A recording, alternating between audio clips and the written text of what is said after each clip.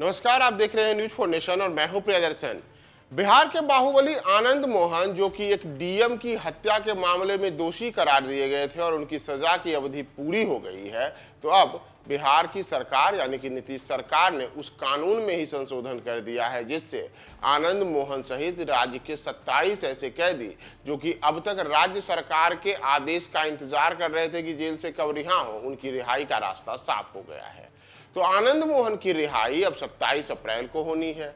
इसके बाद एक बड़ा सवाल है कि जेल से रिहा होने के बाद आनंद मोहन किस पार्टी का दामन थामेंगे।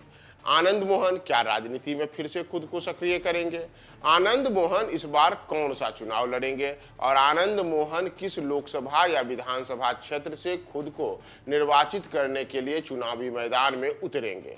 तो ये एक बड़ा सवाल है कि आनंद मोहन की अगली सियासी पारी क्या होगी और अगली सियासी पारी क्या होगी। इस पर जो भीतर खाने की प्रमुख खबर है उसमें यह है कि आनंद मोहन ने अब अपने लिए आगे का सियासी सफर कैसे पूरा हो उसके लिए पूरी तैयारी भी कर ली है।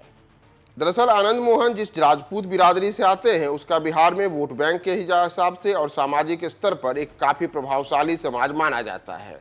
आनंद मोहन की रिहाई के लिए इसी कारण से इसे राजपूत वोटों को अपनी ओर आकर्षित करने के लिए राजनीतिक तिकड़मबाजी के रूप में भी देखा जा रहा है। और ऐसे में अब पूर्व सांसद आनंद मोहन सिंह की रिहाई से पहले बिहार की राजनीति में कई तरह की अटकलें भी लगने लगी हैं। बताया जा रहा है कि जेल से रिहा होने के बाद बाहुबली आनंद मोहन अपना राजनीतिक करियर फिर से नए सिरे से शुरू करेंगे।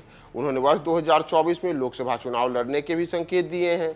हालांकि आनंद मोहन ने अभी यह नहीं बताया है कि वे जेल से बाहर निकलने के बाद किस पार्टी में शामिल होंगे और किस लोकसभा क्षेत्र से खुद को चुनाव मैदान में उतारेंगे। लेकिन माना जा रहा है कि उनके लिए चाहे राष्ट्रीय जनता दल हो या जदयू, साथ ही साथ कई अन्य दल, सभी ने अपने दरवाजे खोल रखे हैं। शिवहर से सांसद रह चुके आनंद मोहन सिंह का अपने इलाके में दबदबा रहा है। उनके बेटे चेतन आनंद अभी शिवहर से आरजेडी के विधायक हैं। गोपालगंज के डीएम रहे दलित आईएएस अधिकारी जी कृष्णैया की हत्या के मामले में आनंद मोहन को उम्र कैद की सजा हुई थी। आनंद मोहन अभी पेरोल पर जेल से बाहर हैं और आज यानी कि बुधवार को ही वो फिर से सहरसा की जेल जाएंगे और आज की रात उनकी जेल में रहने वाली आखिरी रात है। कल उनकी रिहाई हो जाएगी। ऐसे में आनंद मोहन के विधायक बेटे चेतन आनंद की जब पटना में सगाई हुई तो उस कार्यक्रम में बिहार के मुख्यमंत्री नीतीश कुमार, उप मुख्यमंत्री तेजस्वी यादव सहित कई बड़े राजनेता शामिल हुए थे। इस दिन बिहार सरकार ने आनंद मोहन समेत 27 कैदियों को जेल से रिहाई की अधिसूचना भी जारी कर दी।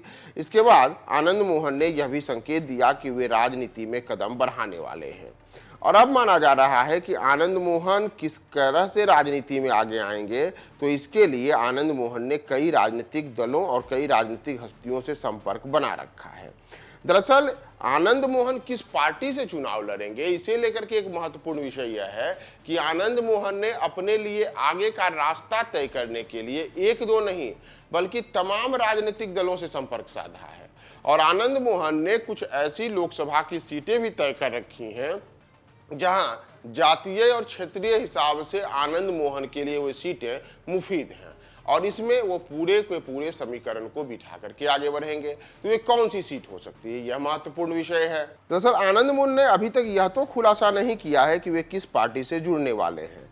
फिर भी ऐसी संभावना जताई जा रही है कि उनके बेटे चेतन आनंद मौजूदा समय में राष्ट्रीय जनता दल यानी लालू यादव की पार्टी के विधायक हैं, तो आनंद मोहन भी अब अपने बेटे की तरह ही आरजेडी का ही दामन थाम सकते हैं। और दरअसल लालू परिवार से भी आनंद मोहन के अच्छे संबंध हैं। यह अलग विषय है कि राजनीति की शुरुआती यात्रा में आनंद मोहन ने लालू परिवार और लालू यादव का ही विरोध किया था, लेकिन आनंद मोहन और उनके बेटे चेतन आनंद का इन दिनों लालू परिवार से जो अच्छा संबंध है, इस वजह से यह माना जा रहा है कि आनंद मोहन फिर से राष्ट्रीय जनता दल में शामिल हो सकते हैं और राजद के ही उम्मीदवार के तौर पर लोकसभा चुनाव में अपनी किस्मत आजमा सकते हैं। लेकिन अटकलें यह भी लगाई जा रही हैं कि आनंद मोहन ने अपने लिए जदयू में भी रास्ता तलाश रखा है और अगर किसी वजह से राष्ट्रीय जनता दल मनमाफिक सीट पर आनंद मोहन को नहीं उतारती है तो आनंद मोहन ऐसी स्थिति में जदयू में भी जा सकते हैं। दरअसल अगर हम सीएम नीतीश कुमार और आनंद मोहन के रिश्तों की बात करें तो दोनों पुराने दोस्त भी बताए जाते हैं। जिससे नीतीश कुमार ने बिहार में लालू यादव को चुनौती दी थी, तो उस समता पार्टी में आनंद मोहन भी एक मजबूत स्तंभ के रूप में थे और एक लंबी यारी नीतीश कुमार और आनंद मोहन के बीच में रही है। इसीलिए माना जा रहा है कि वर्ष 2024 के लोकसभा चुनाव के दौरान अगर आवश्यकता पड़ी तो आनंद मोहन खुद को जदयू उम्मीदवार के तौर पर भी उतार सकते हैं, और चूंकि नीतीश कुमार के साथ उनका पुराना रिश्ता है तो ऐसे में वे नीतीश कुमार के सहारे अपनी राजनीति को आगे बढ़ा सकते हैं।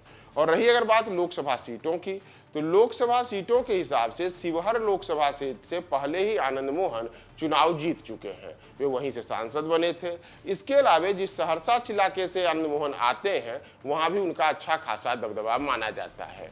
और अगर वहां के सामाजिक समीकरणों की बात करें तो वहां जो राजपूत बिरादरी का वोट बैंक है, इसके अलावा अगर वो राष्ट्रीय जनता दल से उम्मीदवार होते हैं तो जो यादव बिरादरी का वोट बैंक है, वह सब आनंद मोहन के लिए उनका सकारात्मक पक्ष रहेगा। तो शिवहर या सहरसा ये दो ऐसी लोकसभा की सीटें हो सकती हैं जिन सीटों में या उसके आसपास की किसी लोकसभा सीट से आनंद मोहन खुद को चुनाव मैदान में उतार सकते हैं। इतना ही नहीं, माना तो यहां तक जा रहा है कि अगर आवश्यकता पड़ी तो शाहबाद के इलाके की किसी ऐसी लोकसभा सीट का भी आनंद मोहन चयन कर सकते हैं जहां राजपूत बिरादरी का वोट बैंक काफी प्रभावशाली है। तो अब देखना महत्वपूर्ण यह होगा कि 27 अप्रैल को जब अगर आनंद मोहन की जेल से रिहाई होती है तो उसके बाद आनंद मोहन किस पार्टी का दामन थामते हैं और राष्ट्रीय जनता दल या जनता दल यूनाइटेड किसके साथ आगे की राजनीतिक यात्रा को सब आगे बढ़ाते हैं, और शिवहर या सहरसा या फिर शाहबाद कौन से इलाके से आनंद मोहन अपनी राजनीति की अगली पारी की शुरुआत करेंगे, हम आपको तमाम अपडेट्स बताएंगे। आप हमारे साथ बने रहे न्यूज़ 4 नेशन पे।